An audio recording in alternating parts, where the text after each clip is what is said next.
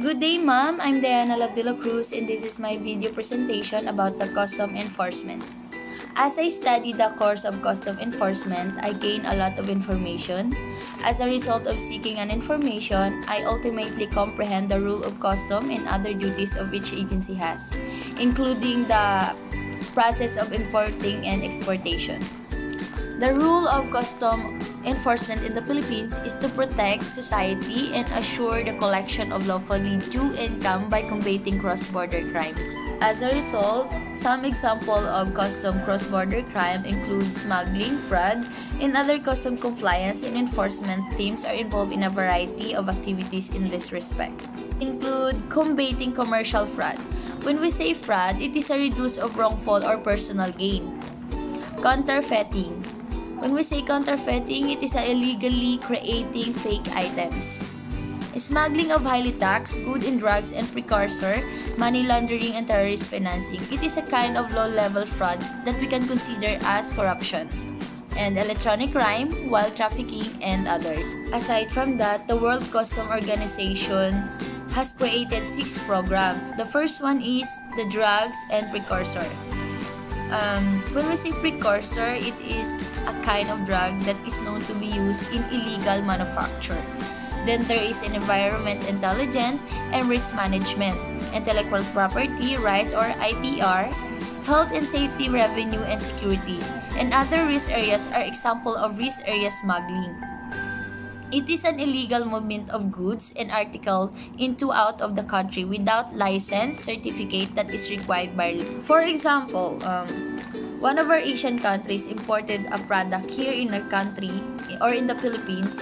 The stated commodities are firearms that have been imported without authorization. As a result, the importer has broken the law and the goods or product can be called as smuggling. The Philippine Anti-Smuggling Task Force has divided into 3 sections. The first one is the IG or intelligence group who focus on gathering intelligence report on smuggling attempts. And the second is EG or enforcement group who will assist in anti-smuggling operation. And the Batas or Bureau Action Team against smugglers, the one who will investigate and take legal action against smugglers. Action in smuggling. As a result, the PINA temporarily suspended the green lane to ensure that no contraband would enter the country's part. Importers and customs broken have been affected as a result of this.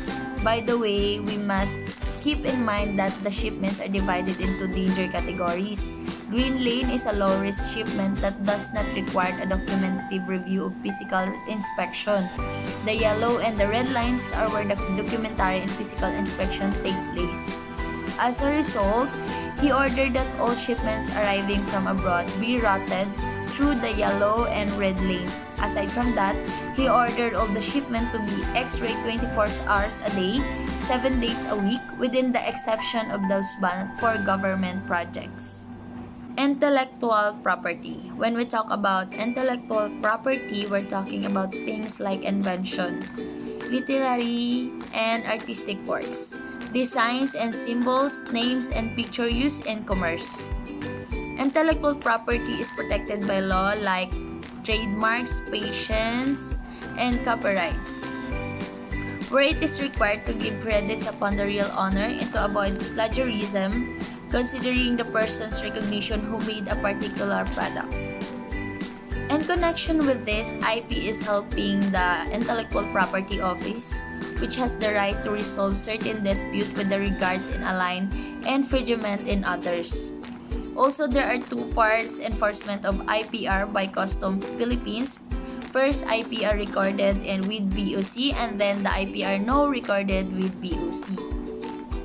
Revenue protection in the Philippines. Revenue Integrity Protection Service, which is RIPS. This is created by an EO number 259 December 17, 2003, is formed for an anti-corruption arm of Department of Finance.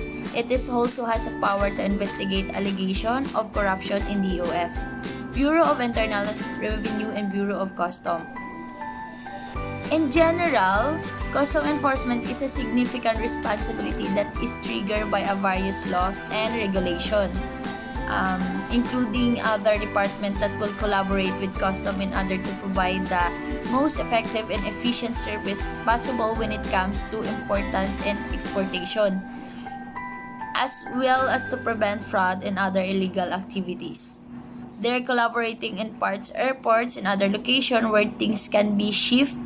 Even the department is collaborating with them, prevent corruption, which has the potential to harm our economy.